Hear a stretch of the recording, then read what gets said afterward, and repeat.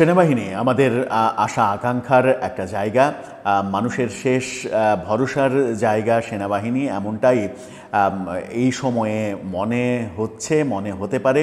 কিন্তু সেই সেনাবাহিনীও শেষ পর্যন্ত কার্যকর ভূমিকা পালন করতে পারছে কিনা সেটা নিয়েও জনগণের মধ্যে এক ধরনের ধোঁয়াশা তৈরি হয়েছে।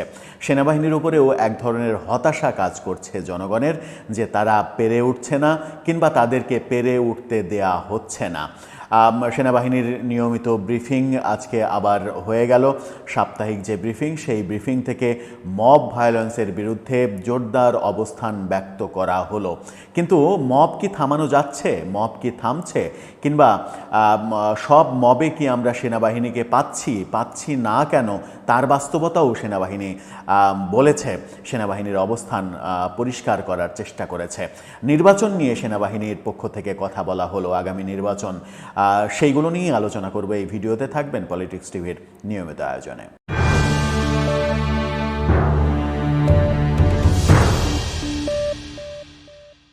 দর্শক, পলিটিক্স টিভির নিয়মিত ভিডিওগুলো স্পন্সর করছে প্রজাপতি.টিভি, নতুন ওটিটি প্ল্যাটফর্ম। আপনারা চাইলে ইউটিউবে, ফেসবুকে, ইনস্টাগ্রামে, টিকটকে দেখে নিতে পারেন। ডেসক্রিপশন বক্সে লিঙ্ক দেওয়া থাকবে, সেখান থেকেও আপনারা দেখে নিতে পারেন প্রজাপতির কার্যক্রম। চলে যাচ্ছি মূল ভিডিওতে।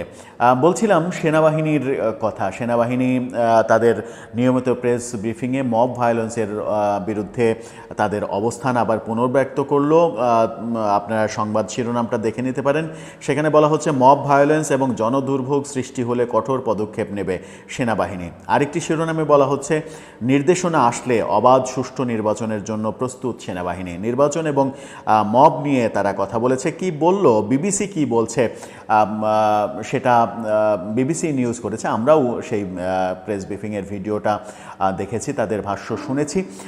সেখানে বলা হচ্ছে যে ভবিষ্যতে জানমালের ক্ষতিসাধন, মব ভায়োলেন্স এবং জনদুর্ভোগ সৃষ্টি করতে পারে এমন কর্মকাণ্ডের বিরুদ্ধে সেনাবাহিনী কঠোর পদক্ষেপ গ্রহণ করবে। সেনা সদর দপ্তর থেকে এটাই বলা হয়েছে। ঢাকা সেনানিবাস অফিসার্স মেসে এক ব্রিফিংয়ে military operations director staff colonel Mohammad Shafiqul Islam এই বক্তব্য দিয়েছেন। ব্রিফিংয়ে মব ভায়োলেন্স নিয়ে সাংবাদিকদের প্রশ্নের উত্তরে বলেছেন যে সাবেক প্রধান নির্বাচন কমিশনারকে হেনস্থা করার ঘটনায় যে 6 জনকে চিহ্নিত করা হয়েছিল, তাদের একজনকে গ্রেপ্তার করেছিল সেনাবাহিনী। অর্থাৎ সিইসি নুরুল হুদার যে উপরে যে মব হয়েছিল, সেখানে সেনাবাহিনী একজনকে গ্রেপ্তার করেছিল। আমরা পরবর্তীতে দেখেছি পরদিনই আদালত তার জামিন মঞ্জুর করেছে। এক ধরনের উৎসাহ পেয়েছে মব সৃষ্টিকারীরা, যে মব করলে কিছু হয় না, পুলিশ ধরলেও এটা মানে জনতার দাবি হিসাবে উপস্থাপন করবে উকিল, এবং কোর্ট থেকে সহজেই জামিন পাওয়া যাবে। সুতরাং তোমরা ফুল স্পিডে মব করে যাও। এই যে কালচার শুরু হয়েছে, মব একের পর এক হচ্ছে। এবং আজকেই যে মবটা হয়েছে কুমিল্লার মুরাদনগরে, 3 জনকে পিটিয়ে কুপিয়ে হত্যা করা হয়েছে। আমরা কি মব থেকে নিস্তার পাচ্ছি? গত 5-6 মাসে প্রায় 200-র বেশি মবের ঘটনা ঘটেছে। অর্থাৎ হিসাবে প্রতিদিন 1টার বেশি মবের ঘটনা ঘটেছে, বিভিন্ন গবেষণায় উঠে আসছে। কিন্তু সেগুলো কি থামানো যাচ্ছে? থামানো যাচ্ছে না। সেনাবাহিনীকেও অনেকটা অসহায় মনে হচ্ছে। এই ব্রিফিংয়েও বলা হয়েছে যে সেনাবাহিনীর পক্ষে তো সব অলিতে গলিতে, সব স্পটে সার্বক্ষণিকভাবে উপস্থিতি সম্ভব নয়। খুবই বাস্তব কথা, খুবই সত্য কথা। সেনাবাহিনী একটা মানে এলিট হিসাবে কাজ করবে, এলিট ফোর্স, এলিট মানে একটা স্টক বিজনেসের মতো, যে তাদেরকে স্টকে রাখা হবে। যদি বড় ধরনের প্রয়োজন হয়, তাহলে সেই স্টক থেকে আমি আমার ক্ষমতা প্রয়োগ করব। কিন্তু বাস্তবতা হয়েছে কি? বাস্তবতা হচ্ছে যে পুলিশ কোনো কার্যকর উদ্যোগ নিতে পারছে না, কারণ এখনও পর্যন্ত থানা আক্রমণ, পুলিশের উপরে আক্রমণ, এগুলো থামেনি। জুলাই আন্দোলনে যে পুলিশের উপরে আক্রমণ শুরু হয়েছিল, সেই আক্রমণ এখনও চলছে। পুলিশের উপরে মব এখনও চলছে। সরকার সেই ব্যাপারেও নিষ্ক্রিয়। সেরকম পরিস্থিতিতে পুলিশ যখন আত্মবিশ্বাস হারিয়ে ফেলেছে, সেনাবাহিনী একা কি পারবে? আর সেনাবাহিনীর সদস্যই বা কত, যে সারা বাংলাদেশে সব জায়গায় তারা এই ধরনের উপস্থিতি নিশ্চিত করবে? তাদের পক্ষেও সম্ভব না। আবার সেনাপ্রধানের যে হুঙ্কার আমরা দেখেছি, যে মব টলারেট করা হবে না, মব জিরোতে নিয়ে আসা হবে, সেই ব্যাপারটা বাস্তবায়ন হবে তখনই যখন সরকারের উদ্যোগটা থাকবে, সরকারের নিষ্ক্রিয়তা, সরকার থেকে যখন স্পষ্ট করে বলা হচ্ছে যে এদেশে কোনো মব নেই, তখন তো আর মব ঠেকানোর উদ্যোগ থাকতে পারে না। সেনাবাহিনীর তরফ থেকে আজকের ব্রিফিংয়ে নির্বাচন নিয়ে আর একটা কথা বলা হলো। এই কথাতে স্পষ্ট বোঝা যাচ্ছে যে এর আগে সেনাবাহিনীর সঙ্গে সরকারের যে দূরত্ব আমরা দেখেছি, কথায় কাজে বিভিন্ন ধরনের দূরত্ব দেখেছি। সেনাবাহিনী করিডোরের বিপক্ষে অবস্থান নিয়েছে, বন্দর বিদেশিদের দেয়া যাবে না এই ব্যাপারে অবস্থান নিয়েছে। ডিসেম্বরের মধ্যে নির্বাচন হয়ে 2026-এর 1 জানুয়ারি নতুন একটি সরকার দেখতে চাই তারা। সেনাপ্রধান তেমন যখন একেবারে দৃপ্ত উচ্চারণ করেছেন, সেই সময় থেকেই সরকারের সঙ্গে সম্পর্কে ভাটা পড়েছে। সেই ভাটা যেন আর না পড়ে, সরকারের সঙ্গে যেন সেনাবাহিনী কোনো ধরনের ক্ল্যাশে না যায়, সেরকম উদ্যোগই বোধহয় নেওয়া হয়েছে। সেই কারণে সেনাবাহিনীকে এখন নীরব দেখা যাচ্ছে। কোনো বিষয়ে আর কোনো দৃঢ় পদক্ষেপের কথা, দৃঢ় কথা সেগুলো শোনা যাচ্ছে না। দৃঢ় কথা মানে হচ্ছে যে সরকার যেটা করছে না কিংবা চাইছে না, কিংবা চাইছে তার বিপক্ষে, কিংবা যেটা চাইছে না তার পক্ষে থাকা না থাকা, সরকারের এক ধরনের বিপরীতমুখী, অর্থাৎ জনগণের পক্ষে অবস্থান নেওয়া, যেটাকে এর আগে প্রশংসা করা হয়েছিল যে সেনাবাহিনী, সেনাপ্রধান জনগণের দাবির, জনগণের প্রত্যাশার প্রতিফলন ঘটেছে তার কথায়, সেরকম অবস্থান আমরা আর দেখছি না। কি হলো ভিতরে ভেতরে এই যে অবস্থান আমরা দেখছি না সেনাবাহিনীর আর, এখানে কি এরকম কিছু ঘটতে পারে যে আন্তর্জাতিক চাপ তৈরি হয়েছে, বিশেষ করে করিডোরের বিপক্ষে সেনাপ্রধানের অবস্থানকে আমেরিকা হয়তো ভালোভাবে নেয়নি। সেনাপ্রধানের সেই দৃপ্ত উচ্চারণেই করিডোরের ব্যাপারটা এক ধরনের ভেস্তে গেছে, সেই কারণেই আমেরিকার চাপ তৈরি হয়েছে। সেরকম কি ঘটেছে? সেরকম ঘটলে অবাক হওয়ার কিছু থাকবে না, কারণ মোড়ল আমেরিকা তাদের স্বার্থের জন্য এই পৃথিবীতে যে কোনো ঘটনায় ঘটাতে পারে, যে কাউকেই চাপ দিতে পারে। নির্বাচনের কথা যখন বলা হলো যে অবাধ সুষ্ঠু নির্বাচনের জন্য যদি কোনো নির্দেশনা আসে, তাহলে সেই নির্দেশনা অনুযায়ী সেনাবাহিনী কাজ করবে। তার মানে হচ্ছে যে সেনাবাহিনী আর কোনো নিজের থেকে কোনো বক্তব্য দেয়া, নিজের অভিমত ব্যক্ত করা, সেই কর্মকাণ্ডে আর যাবে না।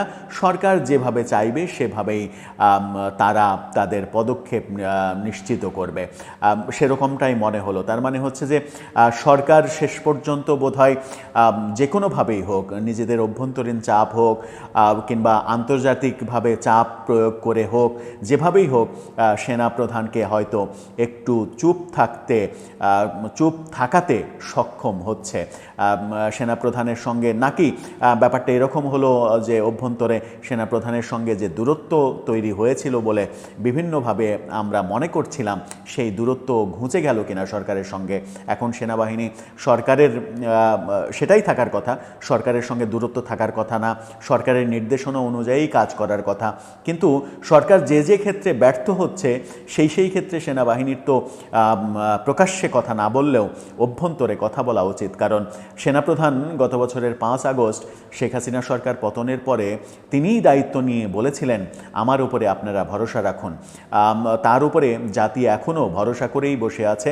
কিন্তু সেই ভরসার জায়গাটা যদি নষ্ট হয়ে যায়, তাহলে সেনাবাহিনীর ওপরে এক ধরনের অভিমান জন্ম নেবে, মানুষের এক ধরনের হতাশা জন্ম নেবে, যে জন্ম নেওয়াটা কারো জন্যই, জনগণের জন্যও ভালো হবে না, সেনাবাহিনীর জন্যও ভালো হবে না। কারণ সেনাবাহিনীর প্রতি স্বাধীনতার পর থেকে এই সেনাবাহিনীর প্রতি বাংলাদেশের মানুষের অগাধ আস্থা রয়েছে। কখনো কখনো হয়তো সেনাবাহিনীর কোনো অফিসার তাদের নীতি বিচ্যুত হয়েছেন, সেটা ভিন্ন কথা, সেটা একেবারে ভিন্ন উদাহরণ। কিন্তু সেনাবাহিনীর উপরে আস্থা জনগণের কখনোই কমেনি। এই যে দীর্ঘ সময়, এই যে 11 মাস হলো সেনাবাহিনী মাঠে অবস্থান করছে, জনগণের সাথে অবস্থান করছে, এতে করে সেনাবাহিনীর যে সম্মান, সেই সম্মানের জায়গাটাও অনেকখানি নষ্ট হচ্ছে। সেনাবাহিনীকে অনেকে পুলিশের মতো করে ট্রিট করা শুরু করে দিয়েছে, যেটা সেনাবাহিনীর জন্য খুবই খারাপ হচ্ছে। আমরা একদিন আগেই দেখেছি পটিয়াতে যেভাবে ছাত্র জনতার নামে মব তৈরি করা হয়েছিল, পটিয়া থানার ওসিকে সরিয়ে দিতে হবে, কারণ ছাত্রলীগের একজনকে ধরে নিয়ে গিয়েছিল, তাকে ওসি আটক করতে চাননি প্রথমে, কারণ তার নামে কোনো মামলা নেই। ছাত্রলীগ করা তো কারো পক্ষে অপরাধ হতে পারে না, কিন্তু তাদের কথা হচ্ছে যে মামলা থাক আর না থাক তাকে আটক করতে হবে, তাকে জেলে ভরতে হবে, মামলা দিতে হবে। এইভাবে এই যে মব তৈরি করা, সেখানেও আমরা সেনাবাহিনীকে দেখেছি যে মবের ব্যাপারটা থামাতে গিয়েছে, তাদেরকে রাস্তা অবরোধ সরাতে গিয়েছে, কিন্তু তারা শুনেনি। তখন সেনা সদস্যকে, সেনা অফিসারকে আমরা দেখেছি তাদেরকে অনুরোধের সুরে কথা বলতে, অনুনয় বিনয় করতে। এতে এই ঘটনাগুলোর মাধ্যমে যেটা হচ্ছে সেটা হচ্ছে যে সেনাবাহিনীর যে অবস্থান, সেনাবাহিনীর পোশাক দেখলেই যে মানুষ ভয় পায়, যারা উদ্দেশ্য সাধনের জন্য কোথাও সমবেত হয় কিংবা কোথাও যায়, তারা সেনাবাহিনীর পোশাক দেখলেই তাদের পোশাক নষ্ট করে ফেলার কথা, নিজেদের পোশাক নষ্ট করে ফেলার কথা, মল ত্যাগ করে। সেটা না হয়ে উল্টোটা হচ্ছে, সেনাবাহিনীকেও তারা পরোয়া না করার চেষ্টা করছে। এই ঘটনাগুলো যদি ঘটতে থাকে এবং নির্বাচন যদি আরও বেশি বিলম্বিত হয়, আরও অনেক দিন যদি সেনাবাহিনী মাঠে থাকে, তাহলে এই অবস্থার আরও অবনতি হবে, যেটা কোনোভাবেই একটা সুশৃঙ্খল বাহিনীর জন্য প্রত্যাশিত নয়। সব মিলিয়ে আমার মনে হয় যে এক ধরনের হতাশা তৈরি হতে শুরু করেছে। সেই হতাশাটা দানা বাঁধার আগেই নির্বাচনের মাধ্যমে সরকার গঠন এবং সেনাবাহিনীর ব্যারাকে ফিরে যাওয়া উচিত। তাদের যে কাজ, স্বাধীনতা সার্বভৌমত্ব রক্ষার জন্য যে কাজ, সেই কাজটাই করা উচিত। জনসম্মুখে পুলিশের কাজ সেনাবাহিনীর করার থেকে তাদেরকে অচিরেই সরিয়ে দেওয়া উচিত। এই মুহূর্তে সরিয়ে দিলে আবার বড় বিপদ ঘনিয়ে আসবে, কারণ সরকার এমনিতেই মব কোনোভাবেই কন্ট্রোল করতে পারছে না। সারা দেশের অবস্থা যাচ্ছে তাই অবস্থা। সেই অবস্থার মধ্যে সেনাবাহিনী ব্যারাকে ফিরে গেলে যে অবস্থা তৈরি হবে, সেই অবস্থা এক ধরনের শ্মশানে পরিণত হবে দেশটা। এই দেশটা সুস্থ অবস্থায় আবার কবে ফিরবে, সেটা এখনই যখন বলা কঠিন হয়ে পড়েছে, তখন সামনে যদি আরও খারাপ হয়, তাহলে তখন কি অবস্থা হবে সেটা খুব সহজেই অনুমান করা যায়। দর্শক, আপনার কি মনে হয়, সব মিলিয়ে কোন দিকে যাচ্ছি আমরা? আপনার মতামত জানিয়ে লিখতে পারেন আমাদের কমেন্ট বক্সে।